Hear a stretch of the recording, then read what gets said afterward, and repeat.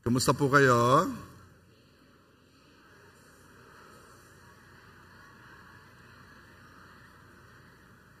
Amen, amen, amen.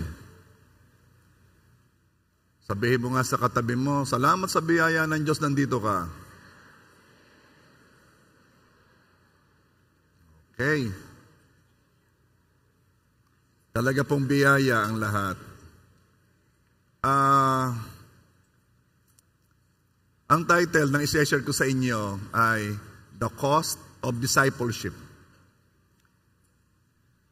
Sabi ng iba, pastor, pang ano yan ay, pang seminar pang ano. Hindi. It's about time na marinig na ng lahat. Okay? Noong sinimula ni Jesus ang kanyang public ministry, ang mga tao ay lumalapit sa kanya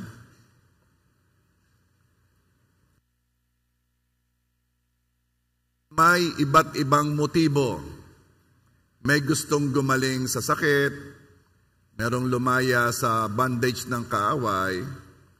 Ang iba naman ay gustong kumain kasi ang Panginoong Hesus ay nagpakain ng multitudes. At matapos nilang matanggap ang kailangan nila, sila'y umalis na.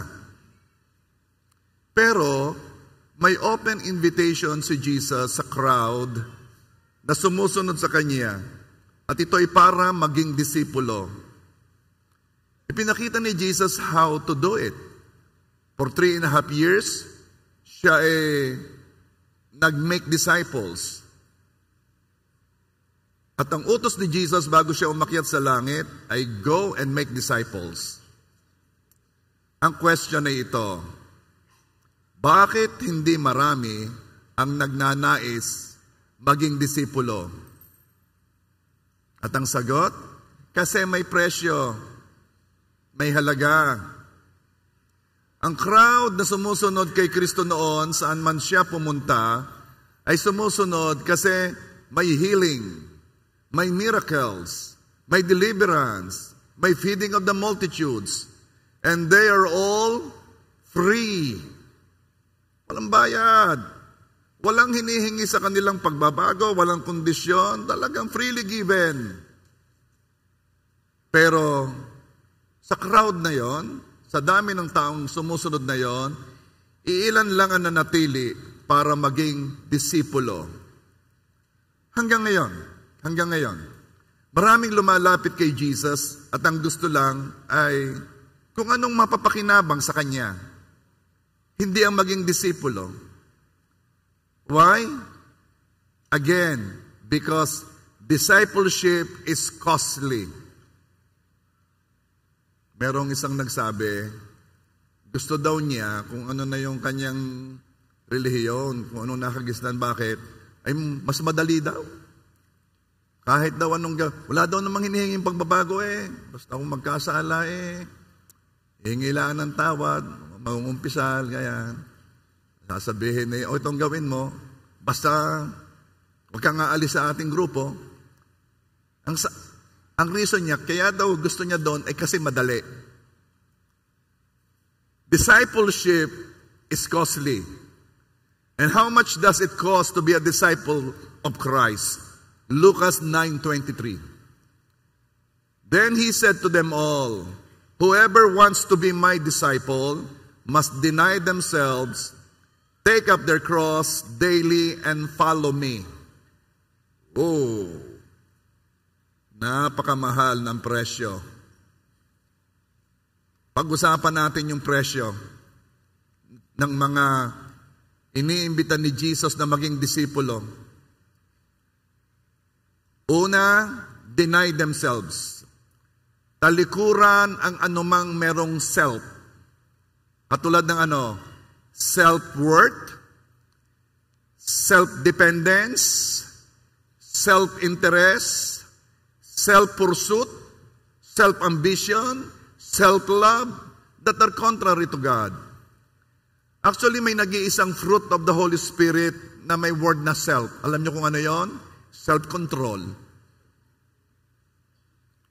Anything na self ay hindi hinahayaan. Ito'y kinokontrol. At yan ang isang presyo ng pagiging disipulo. You will deny yourself. Hindi mo pagbibigyan ang nasa nito. We were created to focus. We were not created to focus on ourselves, on our needs, on our wants, on our desires. We were not designed to live in a way na lagi ang mahalagay I, me, mine. At nakikita mo agad sa dalawang commandments ng Diyos na we were not created to focus on ourselves. Look at the greatest commandment ni God at yung second to the greatest commandment. Mark 12 verse 30 and 31. Love the Lord your God with all your heart and with all your soul and with all your mind and with all your strength. And the second is this, love your neighbor as yourself. Mark 12:31. Wala kang nakita ditong self. Walang utos na mahalin ang sarili. Ang self ay ginawa lang batayan. Kasi baka hindi mo alam kung paano mahalin ang iba. At ang ginawang batayan, kung paano mo mahal ang sarili mo, mahalin mo ang iba. Love them as yourself. Parang ganito. Kung ikaw ay siya, paano mo gustong tratuhin ang sarili mo? Then, gayon mo siya tratuhin. Love Him the way you want to be loved. Ano bang gusto mo? Gusto mo ba kapag dadating ka sa church, merong babati sa'yo? Then, batiin mo yung iba. Dahil that is the way you want to be loved. Gusto mo ba kapag ka ikaw ay medyo naiinitan, merong mag-o-offer sa iyo ng seat na medyo mas malapit sa aircon? Then yun ang gawin mo. Because that is the way you want to be loved. Are you there? Gusto mo ba na pag pumunta ka sa restaurant, meron maglilibre sa'yo? Then yun ang gawin mo. Kasi yun ang standard ng love mo. Love others as you love yourself. Bakit kaya hindi iniutos ng Diyos na mahalin ang sarili? Eh kasi naman matik na. Matik. Ano matik? Default mode. Obvious. Automatic na gagawin. At lahat ng kasalanan ay ang reason ay dahil sinunod mo si self. Tingnan natin kung paano nagkasala si Adan at si Eva. Genesis 3 verse 6. The woman saw that the tree was beautiful and its fruit looked delicious. And she wanted the wisdom it would give her. So she took some of the fruit and ate it. Tingnan ninyo ha, she wanted the wisdom it would give her. Self na self, ano? Pwede mong paltan. She wanted the fun that it would give her. She wanted the excitement that it would give her. She wanted the fame, the prestige, the adoration, the popularity that it would give her. So she ate. Lahat ang root cause ng kasalanan kasi pinagbigyan si self. Samantalang ang sabi ni Lord, love God with all your heart, with all your mind, with all your soul. Love others as you love yourself. What if the motivation ni Eve ay hindi self? At sa halip ay, she wanted the glory it would give God.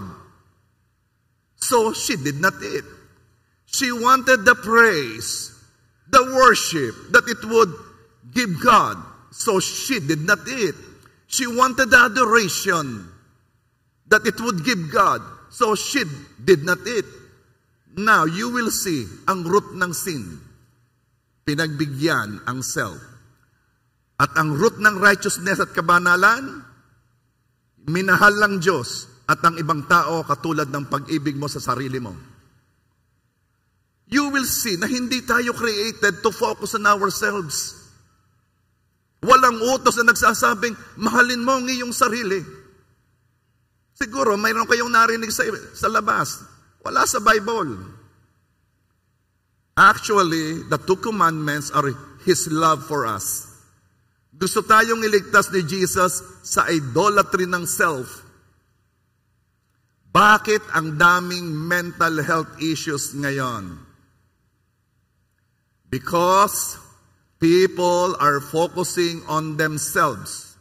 And we were not designed to focus on ourselves. We were designed to be lovers of God and of our fellow men. Kaya maraming mental health issues, nag-focus sobra sa sarili. At kapag tayo ay kumilos ng hindi ayon sa pagka-design sa atin, naapektuhan ang ating sistema, naapektuhan din ang ating isip. Lahat na pag-focus sa sarili at the end ay magiging unhealthy and fearful. Once nag-focus ka sa bawat nararamdaman mo, mamaya mag-google ka na, i-research mo na, ano kayang dahilan at ako ay parang nabilis ang aking pulse rate. I-check mo ang iyong BP. Naku, mataas ang BP. I-check ang sugar. I-check na rin ang iba pang mga organs. Tapos, kaya lang naman pala tumaas ang pulse rate, nakita yung crash. Ay dahil sobrang focus sa sarili, lumalim na sa pag-iisip. Lumalim na. Ang dami na.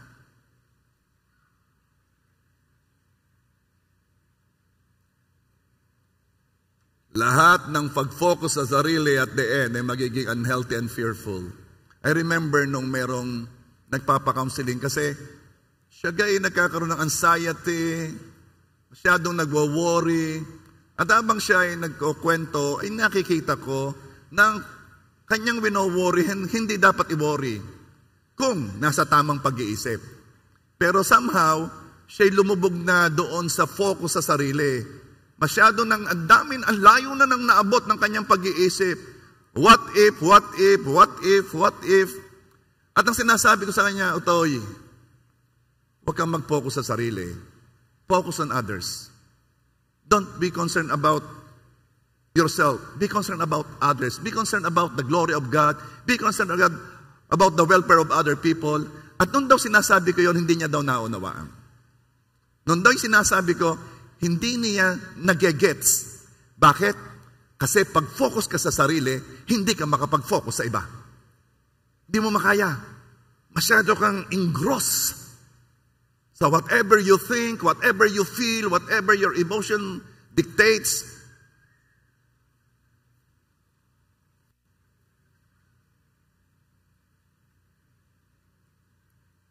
kaya naman sabi ng Lucas 9:24, for whoever wants to save their life will lose it, but whoever loses their life for me will save it. Wow! Pag na-lose na yung iyong self, yung hindi ka na masyadong concerned sa self, it's the time you will find your life. Alam mo yung batang yon noong siya somehow nag-ayos na yung takbo ng isip, sabi niya, saka lang daw niya naunawaan. Saka lang niya nalaman ng buhay. Now, ito ang point. Walang gustong mamatay sa sarili. Mahirap ito. Sabi ni Joyce Meyer, gusto daw niyang sumulat ng libro tungkol sa dying to self. Ang kanya daw ang problema at ang inaalala, ay baka daw walang bumili. Walang gustong mamatay sa sarili. Walang gustong hindi pagbigyan si self. Lahat tayo ay self. Ang gusto ko, ang desire ko, ang aking preference. Kung tatanggihan lang natin ang self, ay hindi sapat para maging disipulo. Una pa lang ito, doon sa mga presyo. Ang pagtanggi sa gusto ng self ay pagsasakripisyo lang. And you don't deny yourself para pagdusahin lang ang sarili. You deny yourself in order to carry your cross. At pupunta tayo sa number 2, cost ng discipleship. Number 2, take up their cross daily. Galing pa rin sa ating verse, na Lucas 9:23, whoever wants to be my disciple must deny themselves, number 1. And number 2, take up their cross daily. At nasa number 2 tayo. lahat na gawa para sa Diyos at sa ibang tao ay may kasamang sacrifice. Paano mo malalaman if you are doing a good thing? Most likely may sacrifice yan. Yes. Kapag ka ikaw ay you went with somebody, sasamahan kita. Sinakripisyo mo yung time mo. Okay. Halimbawa naman, tinulungan mo yung isang tao na makakuha ng trabaho. Anong sinakripisyo mo? Sinakripisyo mo yung iyong network. Bakit? Hindi ka naman pwedeng humingi ng favor eh. Pag humingi ka ng favor once, alam nga naman bukas hingi ka na naman ng favor. So kapag ka, siya iyong inilapit kung kanino man, nakahingi ka ng favor, you gave that thing sa kanya, at hindi mo na uli yun magagawa sa ibang tao kasi nakakaya na manghingi ka na lang hingi ng favor. So may sinakripisyo ka. Every time you do a good thing to any person, lagi may nasasakripisyo. Kaya makikita mo pag good work may sakripisyo. Now, tuwing sinasakripisyo mo ang iyong self, ang desire mo, ang nais mo, ibig sabihin, tinatanggihan mo ang sarili mo. At tuwing gagawin mo ang pinapagawa ni God, it means binubuhat mo ang iyong cross. Ang cross po ay hindi lamang simbolo ng pagdurusa. Ito'y simbolo ng kamatayan. Ang pagbuhat ng cross araw-araw ay kamatayan araw-araw. When Jesus said, take up your cross daily, He is saying, die daily. Mamatay sa iyong plano araw-araw, mamatay sa iyong desires araw-araw, mamatay sa iyong mga ambition araw-araw. And then, gawin mo ang pinapagawa ni Jesus araw-araw. Then live for the interest of God araw-araw. Live for the pursuit of God araw-araw. Live for the desire of God araw-araw. Yun po ang ibig sabihin ng taking up your cross daily. Galatians 5:20. I have been crucified with Christ, and I no longer live, but Christ lives in me. The life I now live in the body, I live by faith in the Son of God, who loved me and gave Himself for me. Sabi ni Paul, ako'y nakapako kasama ni Kristo. So anong ibig sabihin? Kung ikaw ay nakapako, wala kang anumang magagawa na gusto mo, nakapako ka eh. Meron kang nakapako na, pwede kang laksan-laksan ng aircon.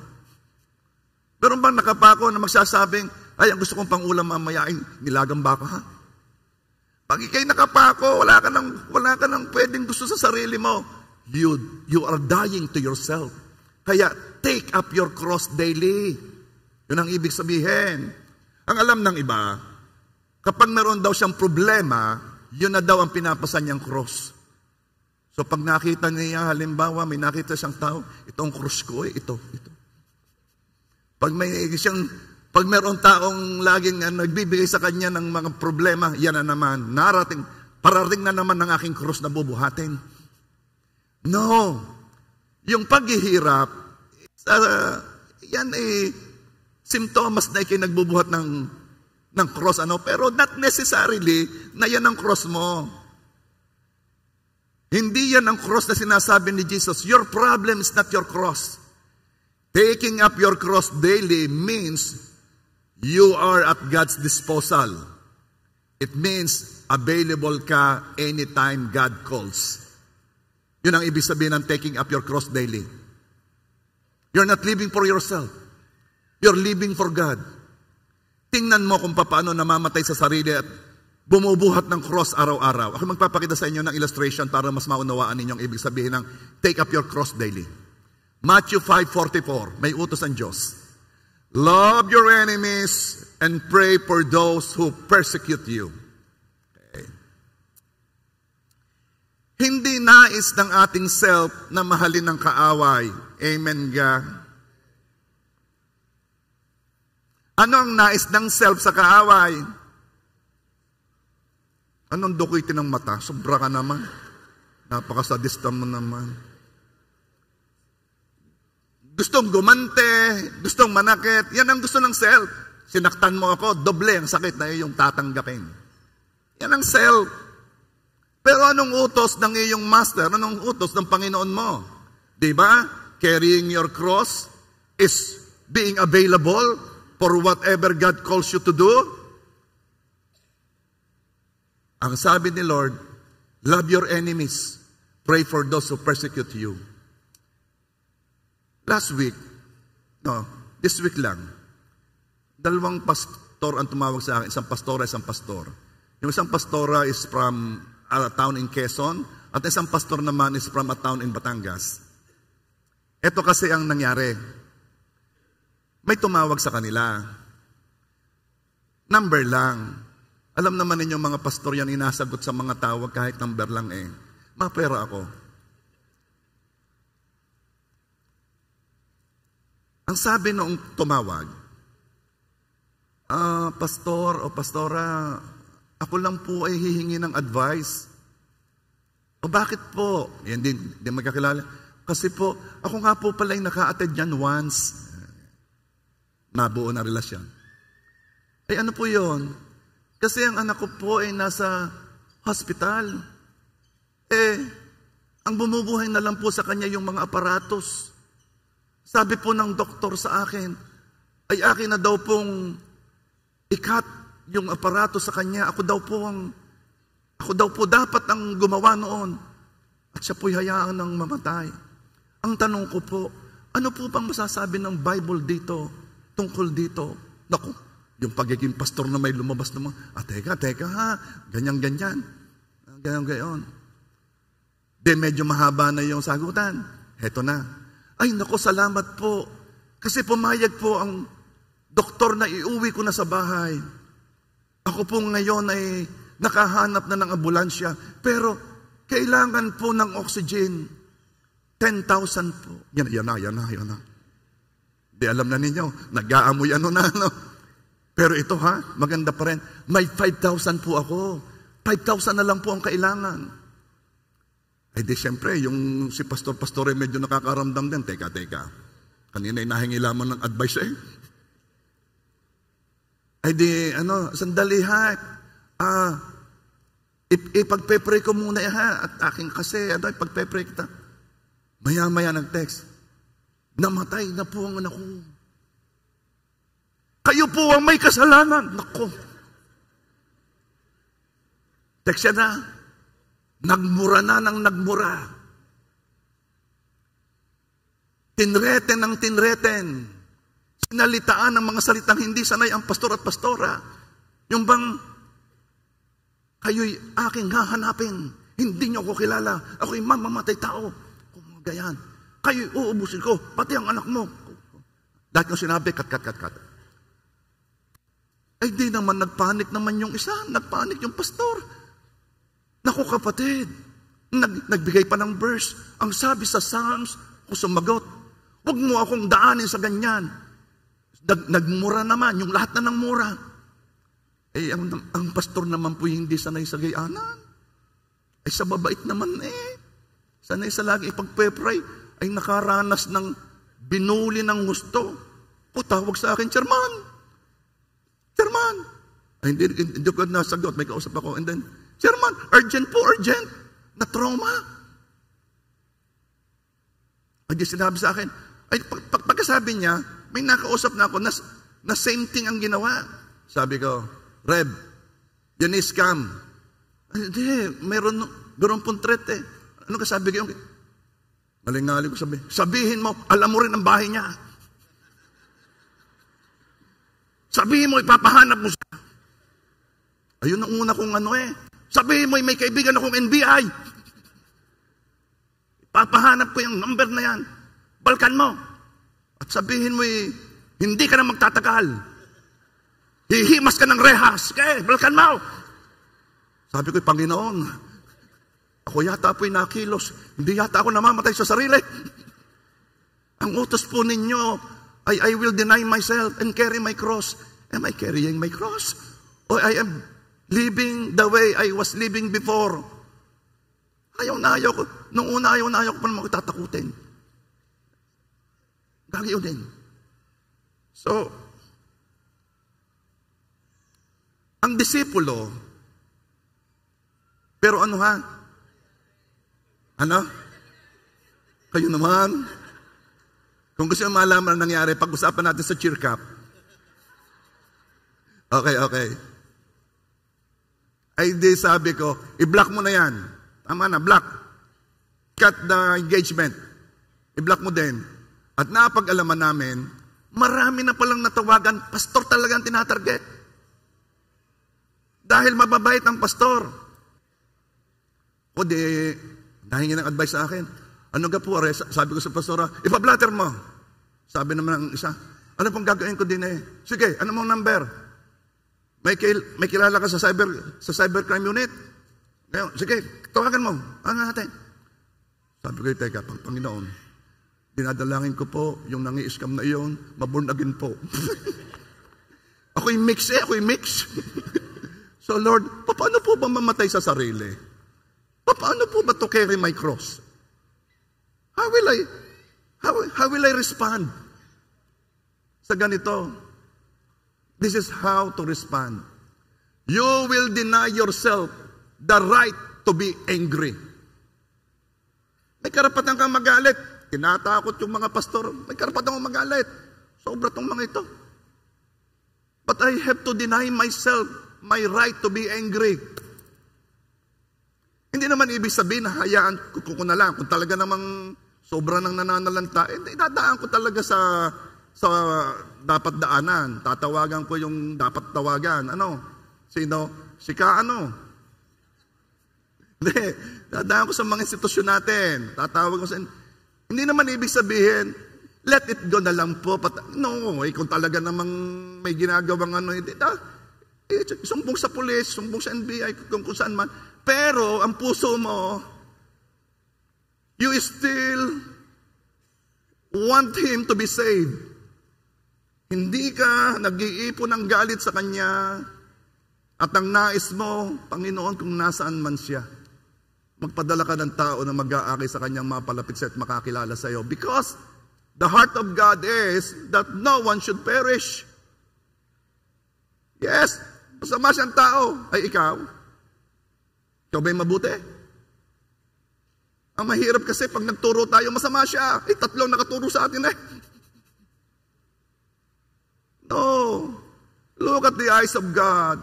God is so merciful. God is so napaka-gracious niya for him to save a man like Saul and turn him into a Paul. Isang mamamatay Kristiyano, ginawa niyang matinding disipulo, apostol, at writer sa New Testament. Ganyan siya ka-gracious. You will deny yourself the right to be angry. Love your enemies. Yan nga, hindi mo naman talaga enemy eh. Napakan ka lang ng paa eh. Medyo. Love your enemy. Kaya dito sa church, wala kang enemy, di ba? Pag minahal mo ang taga-church, hindi ka pa namamatay sa sarili. Ang mahalin ng kaibig-ibig needs no dying to self. Walang dying to self dyan. Walang carrying the cross. Ang carrying the cross is when you are going against yourself or what yourself desires. Are you there?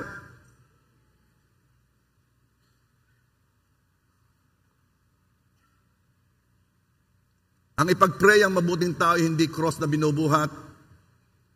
To pray for your enemies, carrying your cross daily. Now, I told you, yung pagkicarry ng cross is making yourself available to however and whenever and whatever God calls you to do. Baka ang nais mo, makagawa ng mga mighty things for God. Oh Lord God, I will do mighty things for you. Magbubukas ako ng 5,000 churches sa Pilipinas. Ay, ang iniuutos lamang naman ng Diyos sa iyo sa araw na ito, mag-volunteer ka ng isang araw sa linggo at maglinis ka sa church. Ang susi dito ay obedience. Meron kang gustong gawing iyo and it looks good and mighty. Pero hindi po ganon ang discipleship. Ang discipleship is making yourself available kung anong gustong ipagawa ng Diyos sa araw-araw. Kapag nakita mo, bakit ba madumi yung part yun ng church?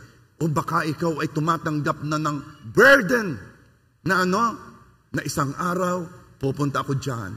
Magdadala ko ng walis. Magdadala ko ng basahan. That, my friend, is discipleship. The cost of discipleship. Obeying God every day. Hindi yung, I am beyond that. Ang gusto ko ay yung talagang great things for God. Pupunta ako sa Bicol. Magsasakripisyo. Oo nga, yung pinapagawa sa iyo. Did you get me? Discipleship is not you choosing what to do. Discipleship is letting God tell you what to do. And you are available every day. Because you are dying to yourself every day. You are being nailed to the cross every day. You are carrying your cross every day. That is the cost of discipleship. Alam ninyo, marami tayo dito mga nagdi-disciple. Kaya sila nagdi-disciple, disipulo na sila. Yang si Pastora Cha, matinding magdisipulo yan. Alam ganin nyo na hindi madali ang pagdidisipulo. That is very costly. Very costly.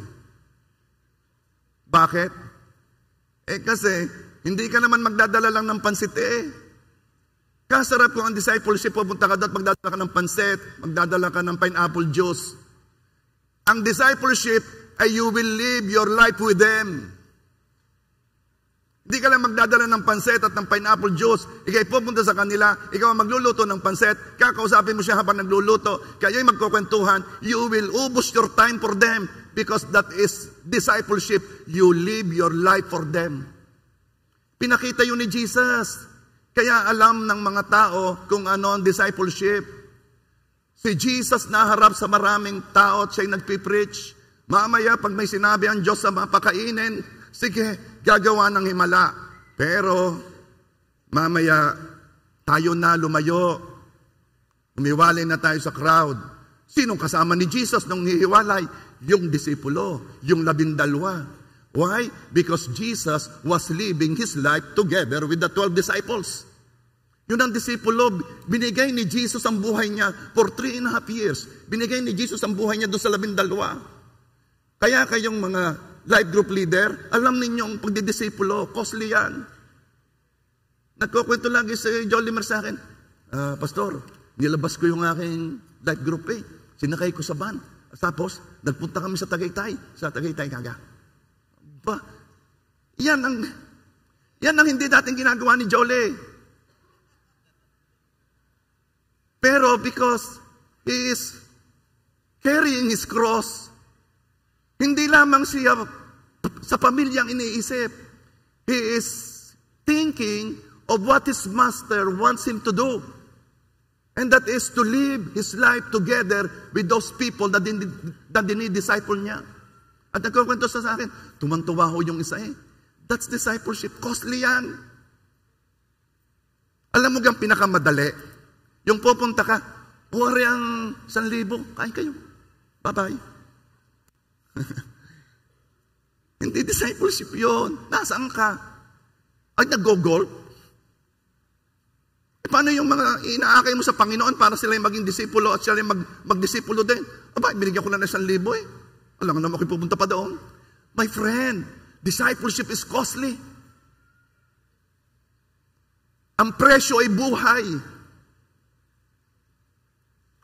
It is the reason, nung sinabi ni Jesus, sinong gusto maging disipulo? Talikuran na Gusto lang ho namin ay tinapay at isda, paramihin ninyo. Gusto lang ho namin deliverance. Alsin mo ang demonyo. Gusto lang namin healing.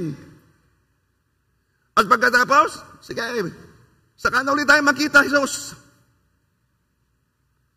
The crowd. At sabi ni Jesus, ang gusto ko'y disipulo. Alam mo ba ang crowd? Sa gagaling naman, nandoon sila. Pero pag matindihan na, wala sila. Hindi disipulo Are you there? Punta na tayo sa number 3. 3 lang naman ang pinapagawa Deny yourself. 3 pero ang mamahal. Take up your cross daily. Follow Christ. John 10:26 and 27. But you do not believe because you are not my sheep. My sheep listen to my voice. I know them and they follow me. Walang naging disipulo ni Jesus ng aksidente lang. Niliwanag ni Jesus na para maging disipulo niya, kailangan may deliberate decision to deny everything. Sinabi sa Romans na kailangan maniwala tayo kay Jesus upang maligtas. Let me read it to you. Romans 10 verse 9. If you declare with your mouth, Jesus is Lord, and believe in your heart that God raised Him from the dead, you will be saved. Ito nga ang ginawa ng marami. Yay! Tinatanggap ko si Jesus bilang Panginoon ko. Naniniwala ako kay Jesus. Okay. Pero ang uri ng paniniwalang ito, hindi lamang paniniwala na si Jesus at ang sinasabi niya ay totoo. Sabi ng isa, ako naman talaga naniniwala kay Jesus. Talaga namang totoo lahat ang sinasabi ni Jesus. Hindi ito yung paniniwala na, oo, alam ko ang totoo ang sinasabi mo. Oo, hindi yon. Tingnan ninyo ha, Matthew 7:21. Not everyone who calls me Lord will enter God's kingdom. The only people who will enter are those who do what my Father in heaven wants. Ang uri ng paniniwala na sinasabi dito ay paniniwala na may ginagawa. Kapag sinabi mong, Jesus, I believe in you, it means you are committing your whole life to Him. Hindi yung naniniwala ka lang. Parang naniniwala akong totoo si Hitler. Naniniwala ako sa presidente. Hindi ganon. It means you are committing your whole life to Jesus. Pinagkakatiwala mo lahat sa buhay, ang buhay mo sa Kanya. Yung inilalagay mo ng buong buo ang bigat mo sa Kanya. Sino dito ang naka-attend ng team building na ikay nakatalikod, halimbawa nasa lamesa ka, tapos nasa likod mo ay mga may sasambot sa iyo, siguro 6 na ano, pero nakatalikod ka, alam mo namang may sasambot. Sabi sa iyo, o sige, magpatihulog ka na ganyan. Aywan ko, parang si Pastor Bon na nagsabi, hirap na hirap siya doon. Meron daw siyang trust issue. Yung nga ba, Pastor Bon yun? Hindi daw siya mahulog. Una, ang daming analysis, sambutin nga kaya ako ng 6 na ito? Padalawa, kung ako'y sasambutin, makaya kaya nila ako? Yung gang, ibibigay mo ng buong buo ang bigat mo. At ikay babagsak, Alam mo, gano'n ang ibig sabihin ng maniwala ka kay Jesus. Ibibigay mo sa Kanya ng buong buo ang bigat mo. Trust Him.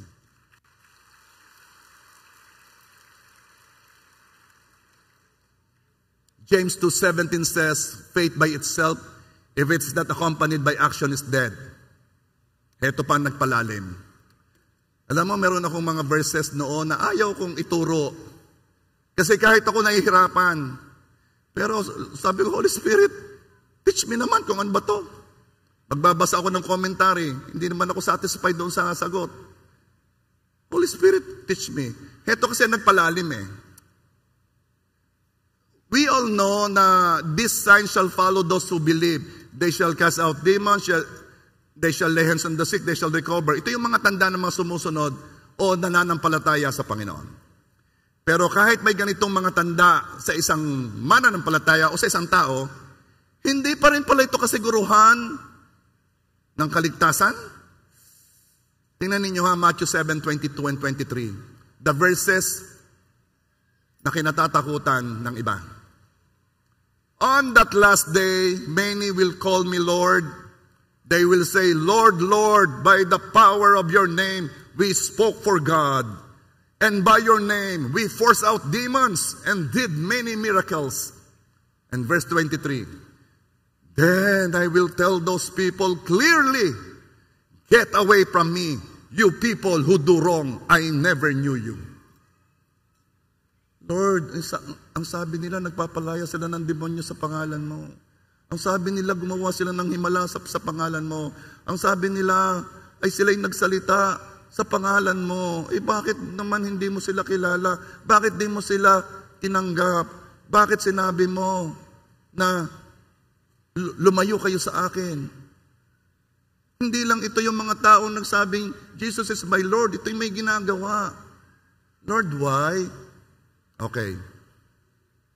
Ang malinaw sa verse na ito ay even if they do those mighty things, they are still people who are doing wrong. Kasi sabi, get thee away from me, you people who do wrong. So may ginagawa itong mali. Ano pang malinaw?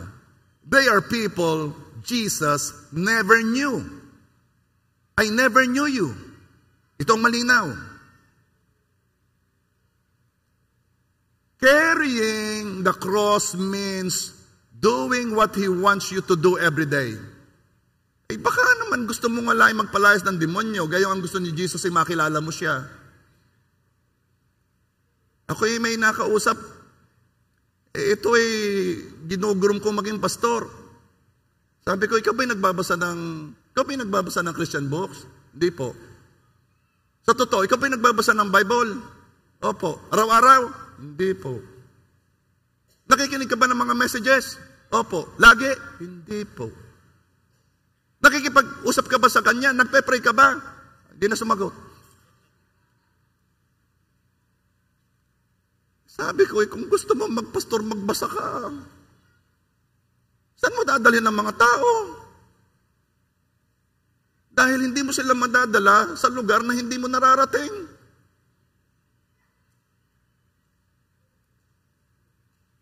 Mabalik ako dito sa mga taong nagsasabing, Lord, kami nagpalayas ng demonyo sa pangalan mo, gumawa kami ng himala sa ngalan mo.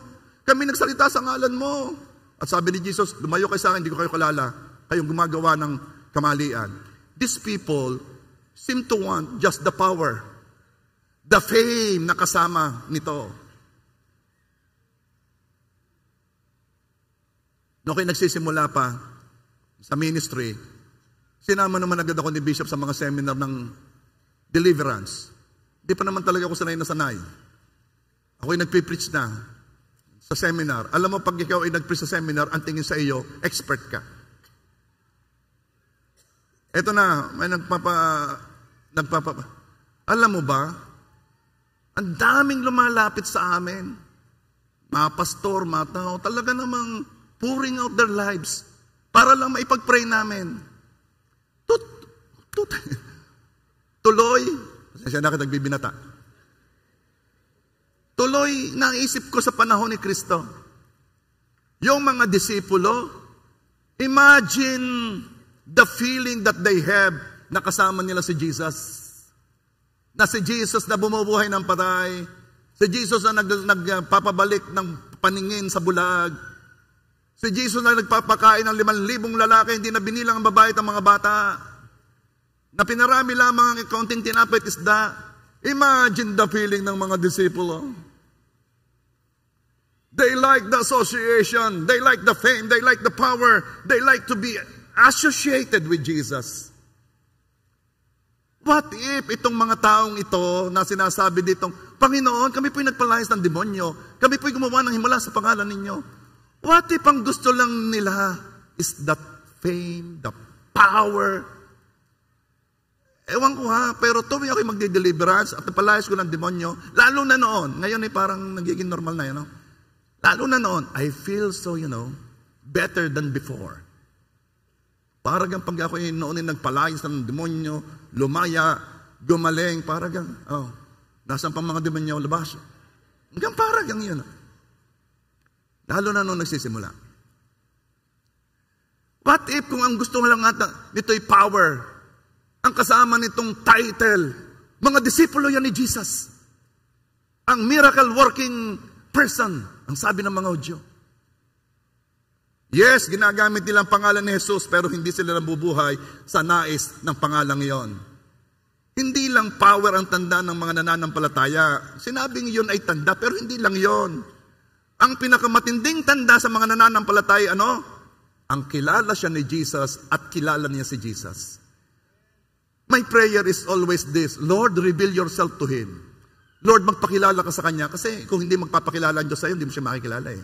Kaya hinihingi ko yung biyayang yun, Lord, magpakilala ka sa Kanya. Because I know kung ano ang pinakamatinding pagpapala. Tayo dito, most of us, di natin alam, o minsan nalilimutan natin, o minsan nadideceive tayo. Ang akala natin na malaking pagpapala ay ang milyon, bilyon, o yung trilyong pinaghati-hatian nila, Akala natin yun na malaking pagpapala, kasi yun ang sinasabi ng mundo. Akala natin na malaking pagpapala ay 41 cars na may umbrella ang isa. Akala natin yun ang pagpapala. Akala natin ang pagpapala ay hektaryang lupa. Ang pagpapala ay makilala mo ang Diyos at ikaw ay makilala ng Diyos.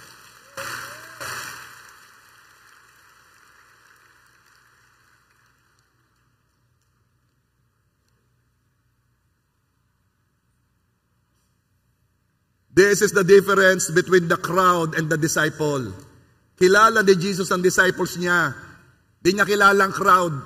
Dami no, di niya kilala lahat yun. Pero yung 12, kilala niya, alam ni Jesus ang intimate information. Why? Because they are always together. Araw-araw silang magkakasama. At kilala din ng mga disipulo si Jesus. What a privilege. Madaling makilala ang mga disipulo ni Jesus. Bakit? Lagi silang kasama ni Jesus. They are intimate with Him hanggang ngayon. At dahil they are intimate with Jesus, nababago ang kanilang buhay. Nakakamukha na sila ng lagi nilang kasama. Di kay gayon. Sino nagsabi na yung mag-asawa pag matagal na nagkakasama ay nagiging magkamukha? Diba? Tingnan, sino mag-asawa dito? Tingnan mo nga ang iyong asawa. Magkamukha na kayo? Hindi, malayo pa rin. So, intimacy makes you look alike. Lagi silang magkasama ni Jesus. Nakakamukha na sila ng lagi nilang kasama. They have the same interest and they have the same purpose to win soul, make disciples.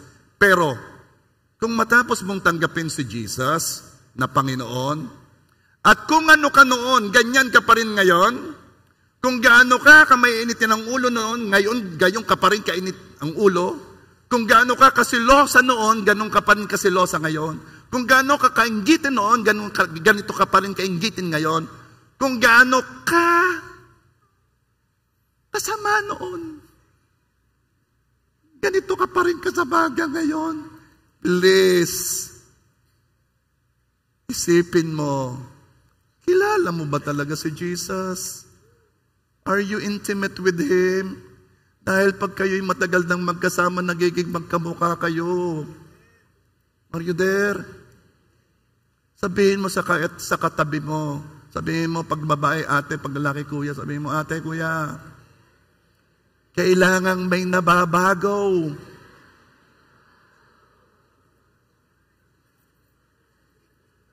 Sabi nung isa, pareho ka pa rin hanggang ngayon. Ano mo sasabihin?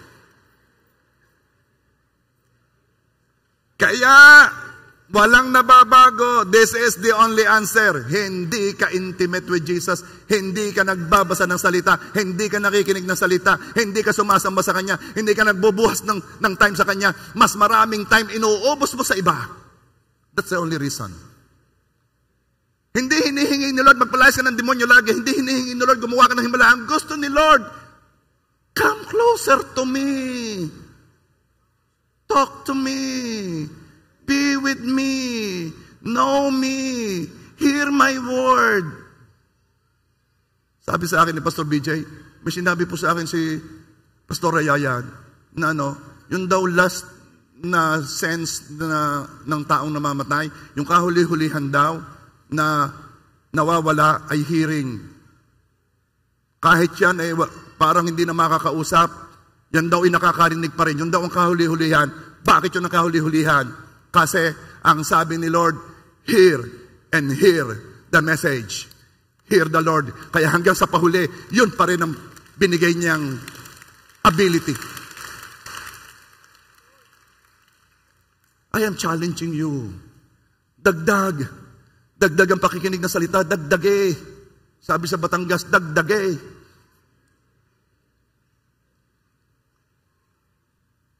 Tatlong lalaki na hindi nakapasa sa demand ng discipleship. Yung unang lalaki, Lucas 9:57 to 58. As they were walking along the road, a man said to him, I will follow you wherever you go.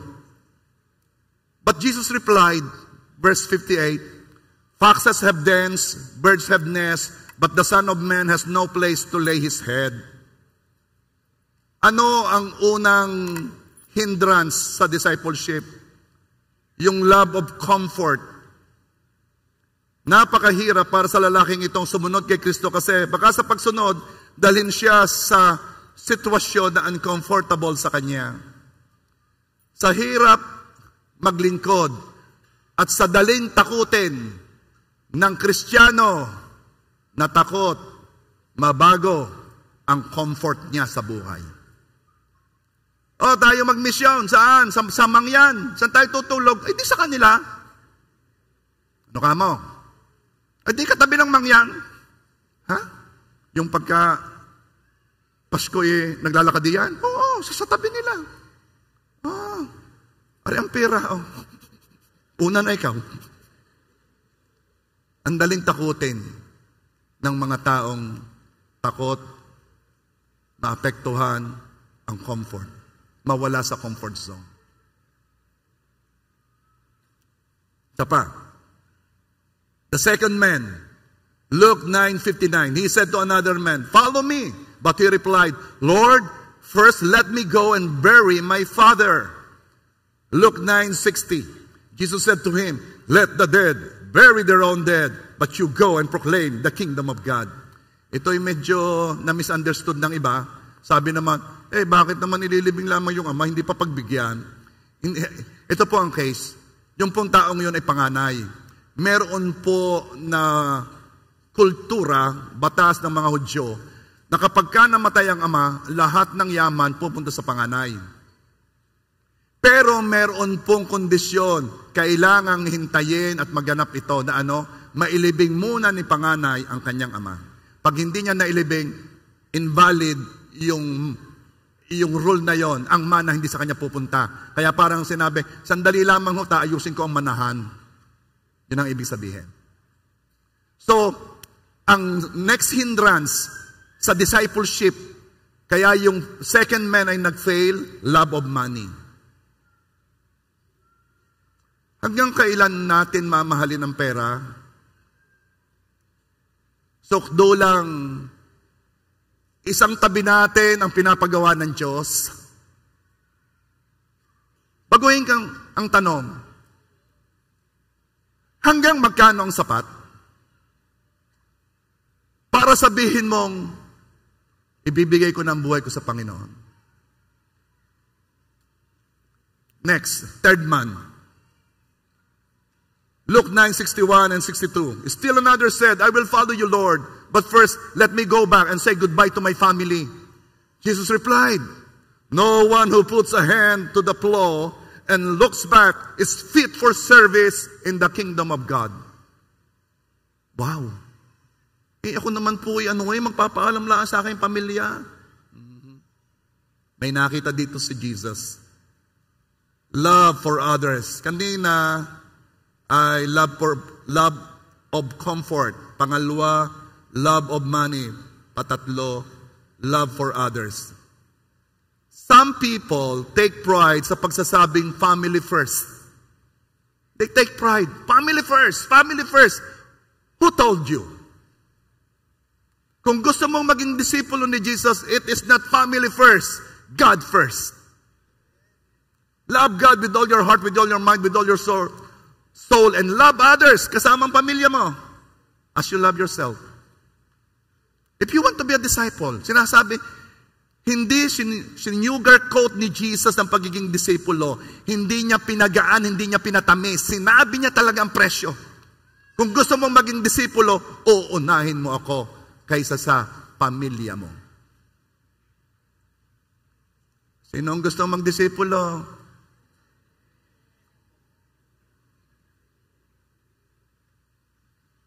Tunay.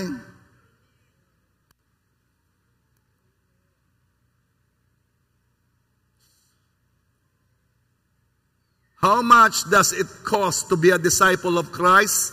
Lucas 14:26. If anyone comes to me and does not hate father and mother, wife and children, brothers and sisters, yes, even their own life, such a person cannot be my disciple. Kung mas mahal mo ang iyong pamilya, kung mas mahal mo ang sino man o ang buhay mo kaysa sa akin, hindi ikaw pwedeng maging disipulo. It is the reason kung bakit iilan ang disipulo, mas marami ay crowd. Ito ang reason kung bakit iilan ang nagsasabing, I will follow you, I will be your disciple, kasi may presyo. Now, in closing, kung si Jesus ay magre-recruit ngayon ng disciples, ilang kaya ang makakapasa sa kanyang requirement? How many would like to be a disciple? And another question, how many would like to make disciples? 1 Thessalonians 2 verse 8, because we love you so much, we were delighted to share with you not only the gospel of God, but our lives as well. Hindi lamang tayo evangelist na mag-share ng gospel ng mabuting balita at pagkatapos ay sasakay na sa kotse at aalis na. No. Ang nagdidisipulo ay we are delighted to share with you not only the gospel of God but our lives as well. Ito ang reason kung bakit tayo may life group. We are sharing our life together with a member of our life group. It is the reason kung bakit tinetext namin kayo kahit hindi kayo available. We are looking forward na next week available ka. Because that is discipleship. We want to share our life with you. Para Para dumating ang time, ikaw man ay gagawin mo yon sa iba. Discipleship is costly, yes. Pero as we talk together, as we live our lives together, we're going to learn how to live like Christ. Iba pa rin po ang pagbabago kapag you are in a group. Nagkakatulungan, nagkakasharean, kaysa kayo mag-isa lamang sa bahay. Gusto mo lamang makatulong sa kingdom ng Panginoon, pero by your own self, no, hindi yun ang design ni God. Kahit si Jesus, ipinakita ito sa atin, no, you must have your disciples, you must have a group, and live your life with them. The cost of discipleship. Alam mo ba itong mga turong ta? Kung ikay sanay mag-attend ng mga convention at seminar, doon ito tinuturo. Pero I decided to share it to the crowd. To share it to all the people, even to you online. Kasi ang hinahanap ni Lord ay disipulo. Level up na tayo. Hindi na tayo yung simbawe. Hindi na tayo yung, sige, makikinig ko ng salita. Nagawa ko ng aking duty. So, anong nabago? You are doing the same thing na ginagawa mo dati. Iba na ngayon. And please, nung sinabi ko naman sa iyo, take up your cross daily, follow Christ, hindi naman ibig sabihin, pupunta ka nga sa Zimbabwe. It means every day ready ka kung anong pinapasabi ni Lord. It means pag sinabi ni Lord, go there. Yes. Naalala ko, ako'y napaka-honest sa inyo sabi ni Mayor, Pastor, mag-share po tayo doon sa lighting ng Christmas tree. Monday yon. Sa totoo lang, alam mo, pagkakatapos ng Sunday, after the gusto ko Monday medyo, relax. Katuturo ko lamang yung must be ready in season or out of season. Katuturo ko lang nung Sunday. At alam mo ba, ang disipulo is you are ready and available every day. You have died to yourself and you are carrying the cross. Naglagay pa ako ng allowance, sabi ko, Mare, text kita. Sabi ko, ano ba yan? Am I carrying my cross? I should be available every day. I should carry my cross every day. Alam mo, hindi naman ito para sa pastor lang. Ito'y para sa lahat ng nananampalataya sa Panginoong Yesus. Kung may sinasabi si Lord sa iyo, kahit anong simple na yan, huwag mong sabihin simple yan. Ang mahalaga kay Lord ay obedience. Naalala ko na ako nagsisimula, ako'y nag-closing prayer. Ang sarap ng pakiramdam ko. Sumama ko sa child dedication sa isang pastor. Nag-closing prayer ako. Pagdating ko sa bahay, tumang-tuwa ako. Nagkukwento ko kay Melody noon. Ako may nag-closing prayer Alam mo ba kung bakit ako masaya? Ako'y nakasunod. For the first time. Ang kailangan lang ni Lord ay makasunod ka. Hindi naman kailangan ikaw ay, sige, pumunta ka ito sa Bicol. At that time, walang sinasabing ganon. Ang sabi lang sa akin, mag-closing prayer. And I was able to do it. And I don't know, I was already carrying my cross. And I don't know, I am already carrying my cross. Okay? I hope you understand. Si Lord naghahanap ng disipulo. Ikaw yon. Sinabi naman ni Lord ang cause, alam mo naman. Alam din ni Jesus na medyo mabigat ang cause. Pero ito naman, look at the reward. When you lose your life, you will find it. Hindi ka mararating mo talaga yung pinakamasayang level ng buhay mo kapag you lose your life, you carry your cross, and you follow Jesus because you were created to be that way. Another one. Akala kasi natin talo Ganito kasi tayong mag-analyze yung cause and benefit. Teka muna, laki naman ng kapital para kaunti ng kita. Sino may sabi sa iyo? Ang pinakamasayang tao is the person who loses life because by losing his life, he will find it. The more kang mabubuhay, the more na ikaw ay living. Pag ikaw nabubuhay sa self, you are existing, you're not living. I'm telling you, mas kilala ka ng Diyos kaysa pagkakilala mo sa iyong sarili kasi siyang lumikha sa iyo. Alam niya ang pagkalalang sa iyo at alam niya ang kailangan mo at dapat sa iyo. Another thing, dadating ang time, laging haharap tayo sa Diyos. Wala nang sasarap na marinig, well done, my good and faithful servant. You have been faithful with few things, and I will entrust you with bigger things. Enter the joy of your King. Wala nang sasarap na ang lumikha ng langit at lupa, ang lumikha ng universe, the sovereign God will tell you, well done, well done, well done. Come on, church. Let's worship our King.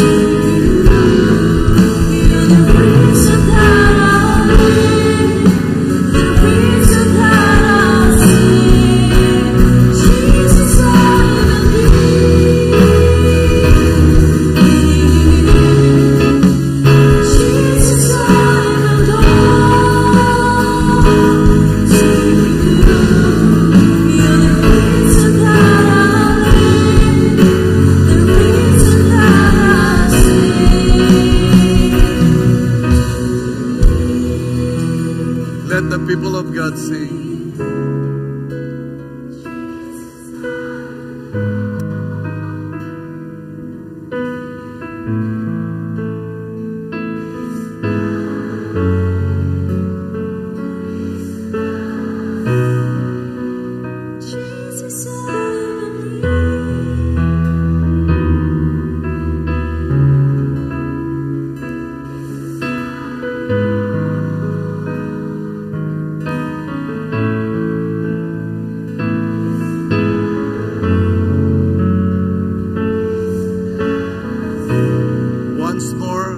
This be your prayer. Jesus, I believe.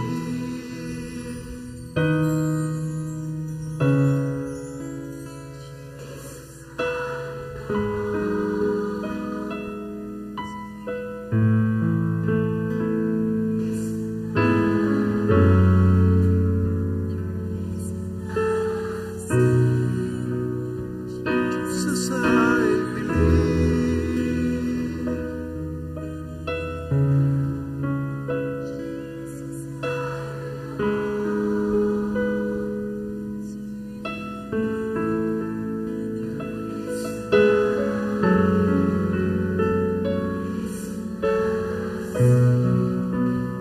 Father God, hear us. Hear the cry of our hearts. We believe in you, not only by words, not only saying that you are existing, not only saying that your word is true. We believe in you because we trust in you. We put all our weight on you. Lord God, hayaan mo kami mabuhay para sa iyo. Hindi kami mabuhay para sa aming sarili. Turuan mo kami, Panginoon, na makasunod sa iyo. Marinig namin ang iyong boses. Akayin mo kami, Panginoon, na magkaroon ng malapit na relasyon sa iyo. Biyayaan mo kaming naisin lagi makinig na iyong salita. Biyayaan mo kaming lagi makapagbasa ng iyong salita. Lord, help us to be intimate with you. Because, Father God, you are the reason of our being, Lord God. Ikaw ang meaning ng aming buhay. Kaya, Panginoon, reveal yourself to us. We want to be intimate with you. And for the last time, in you, Jesus, I belong to you. The reason that I live, the reason that I sing, Jesus, I believe. Jesus,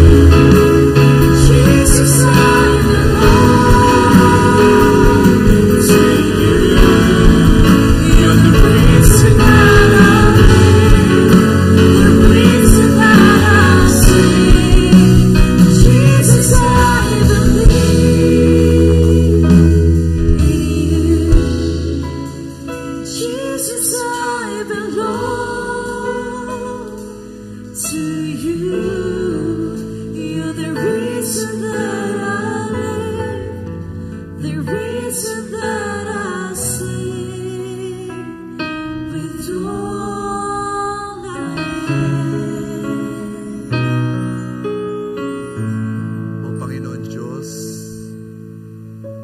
Ikaw ay amin at kami ay sa'yo. In Jesus' name, Amen. We may all sit down. Lord, bless and sanctify all these elements. And as we partake of the bread and drink of the cup, give us the grace to remember what you did at the cross. In Jesus' name. I just want to praise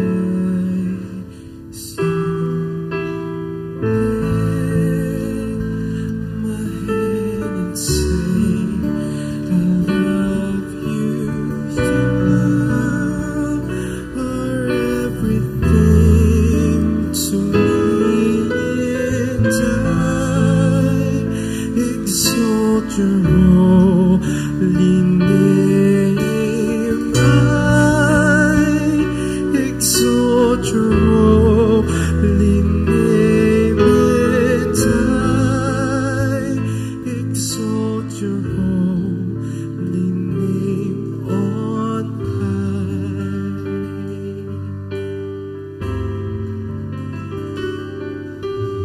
I just want to pray.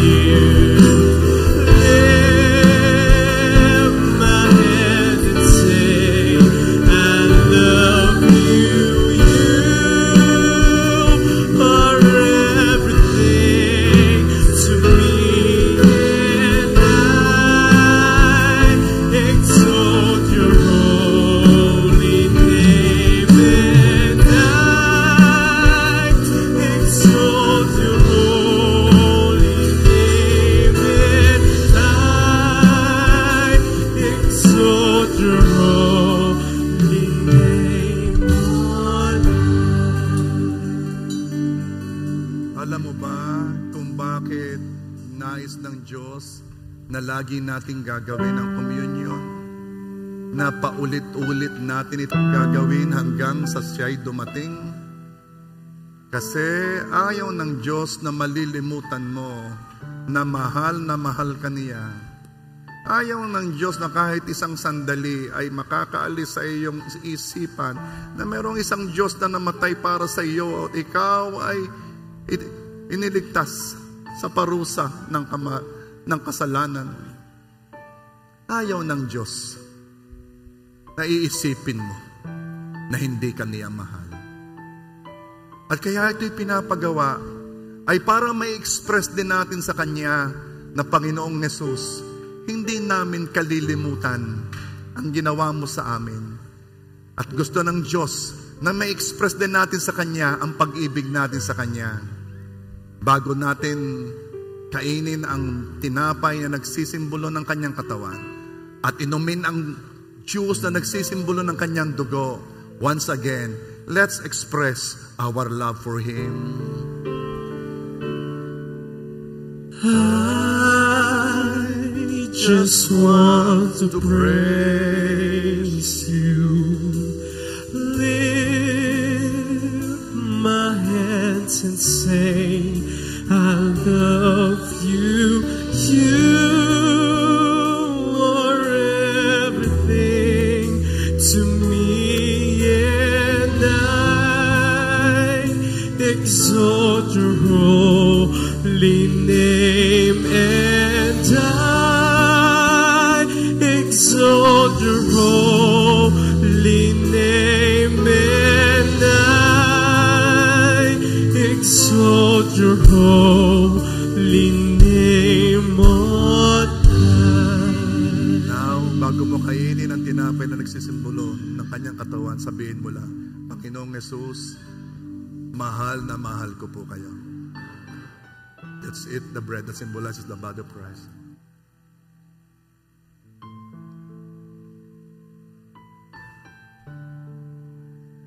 At muli sabihin natin, Jesus, mahal na mahal ko po kayo. Let's drink the juice that symbolizes the blood of Jesus.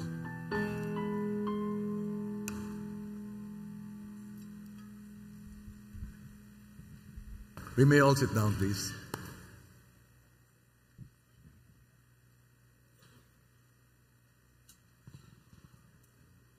Yan.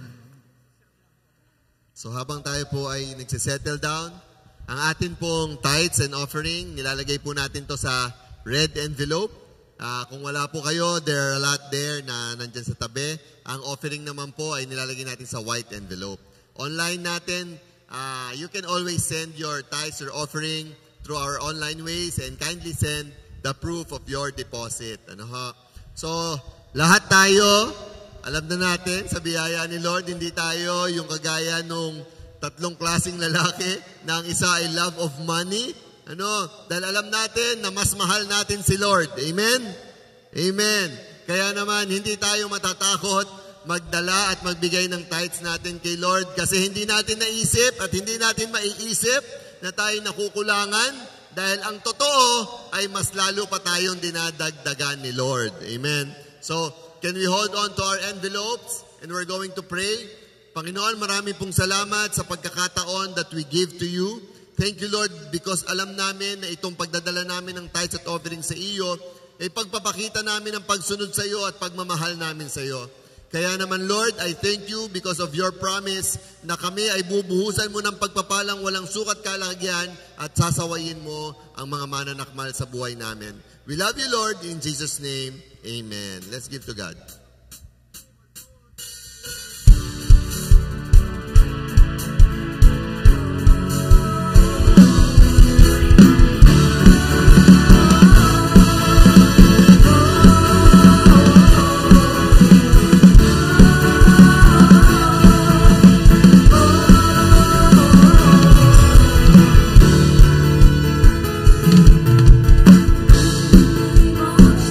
Jesus, every